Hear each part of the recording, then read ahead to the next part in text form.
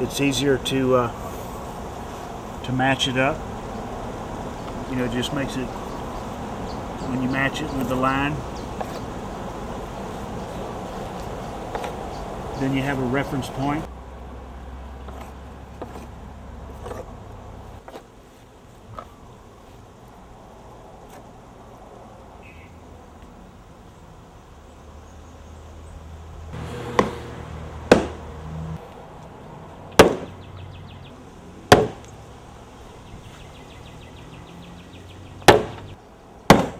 See how big these are? Should be about like that. And little bitty dabs of glue.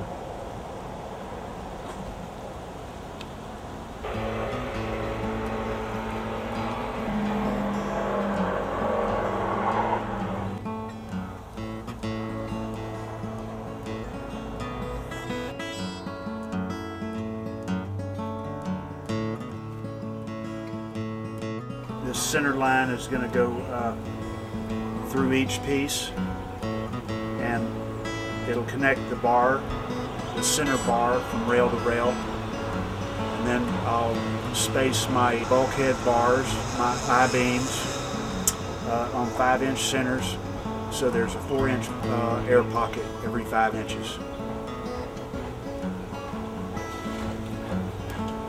Marking my center line to transfer to each piece so that all the pieces line up if my layout is correct. This is where these little marks come in. See how these little marks help me to quickly line it up, and then I can transfer my center line, and then I'll transfer the center line from each middle section to each rail piece. This will be hollowed, these spaces, and these are my bulkheads, or I-beams. I like this layout too because all my numbers either stop on 5 or 10, that increment. Each one of these it'll finish out about 7/8, but I lay it out at 1 inch, and when I take the line, then it reduces it by about a 1/16. And the same on the top and bottom. When I take that line out, then it becomes about 9/16 instead of 5/8.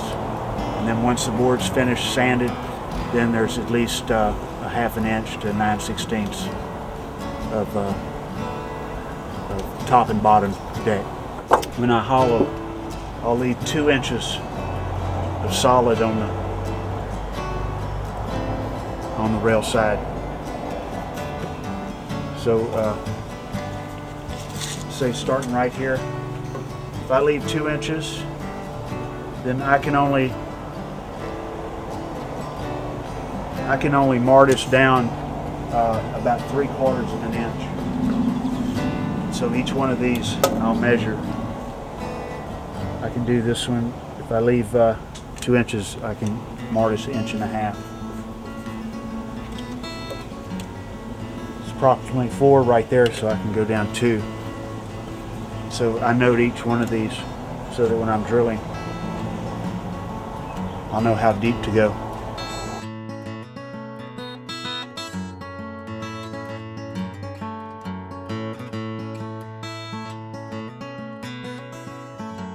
I have almost a 1/2 inch of slope on the deck to the rail.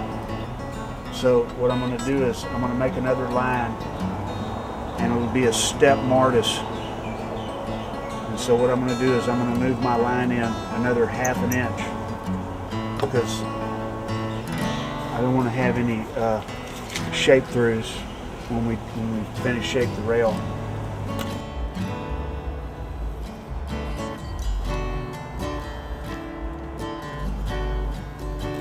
See, if you had a 10 or a 12-inch foot, human foot that is, then theoretically there's always 3 bars wherever the foot is. Typical foot, like my foot, and see if you had a size 12. Mine's only a size 9. But say if you were a big guy and you had a size 12 or a size 14, and there was a lot of weight on top of that foot, you'd always have 3 bars underneath each foot.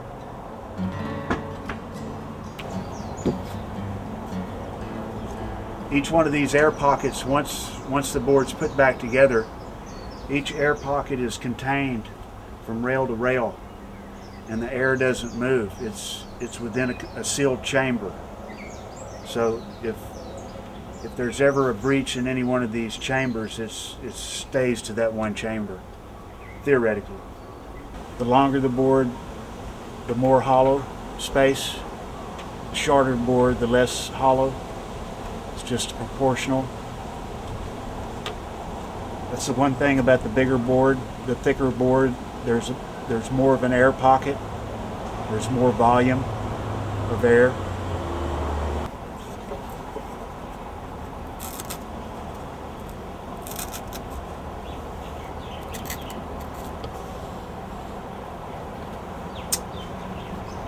Okay, that's finishing my layout. Now I'm ready to start drilling with a drill press, and that'll take out most of the waste, and I'll clean it up with the routers at the end, make it pretty.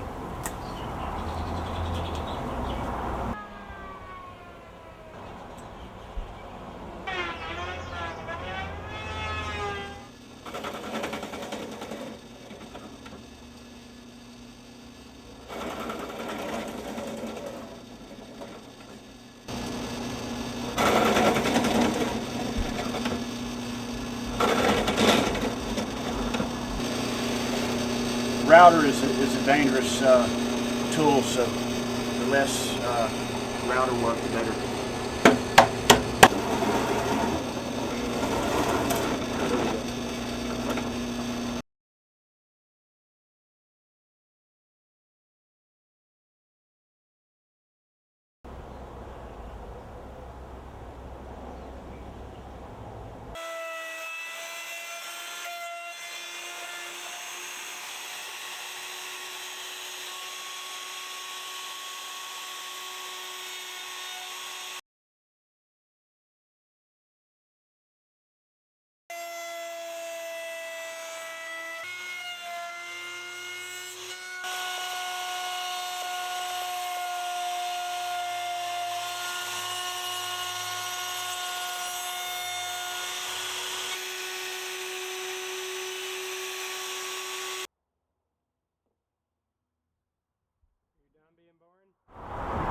All right. Not perfect. Fairly good.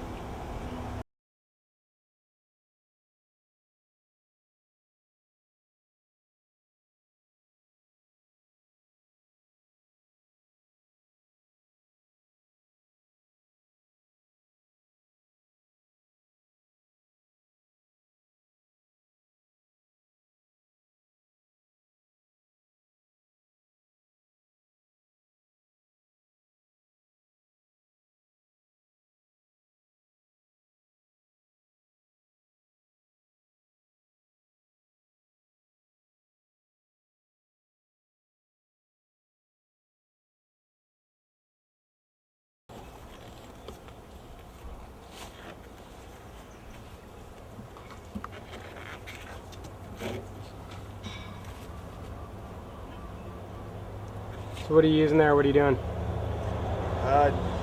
This is a little band clamp, a rubber band clamp, just to get this nose. The clamping cauls only come up to here, so just put this right on the end. Now we'll let the glue cure, and after the glue cures for about an hour, we'll add a rail. Put one of the rails on. And then we'll finish with the other rail.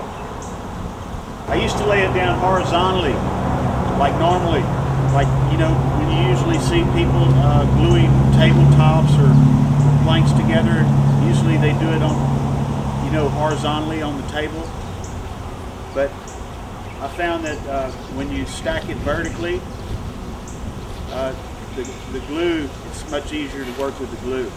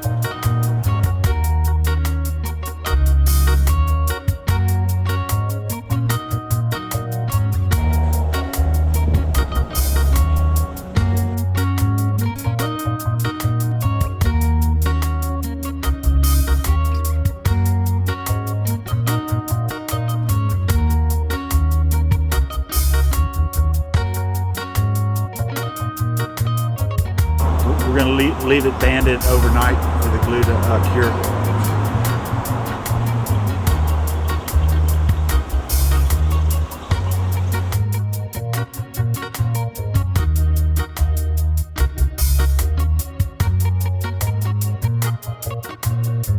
This one's coming out really nice.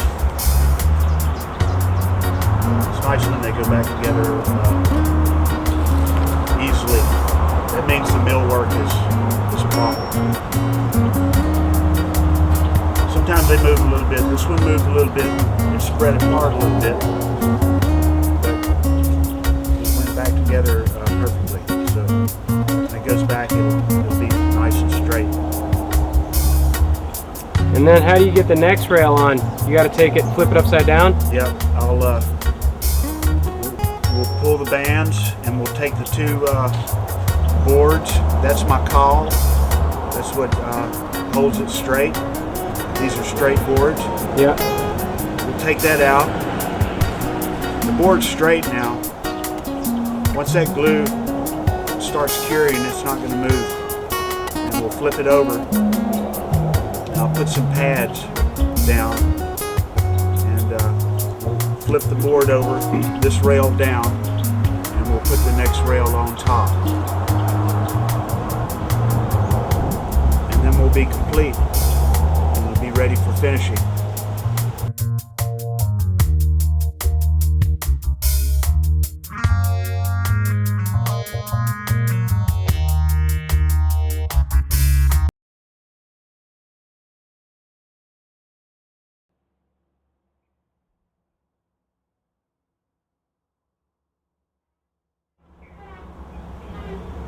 How'd it come out? Near perfect.